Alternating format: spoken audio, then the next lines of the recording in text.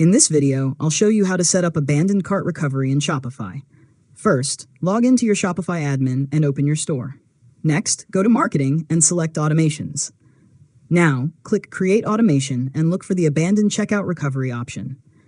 After that, select the Abandoned Checkout trigger and choose when you want Shopify to send the recovery message. Next, customize the email subject and message with a simple reminder encouraging the customer to complete their purchase. You can also add a discount code if you want to offer an incentive. Now, review the automation settings and make sure the message is being sent to the correct customers.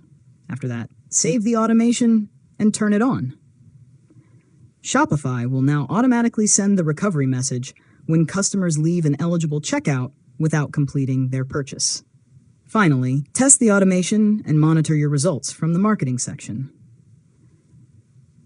And that's it. You've successfully learned how to set up abandoned cart recovery in Shopify. If you found this tutorial helpful, make sure to subscribe to Learn Mode Lab for more tutorials.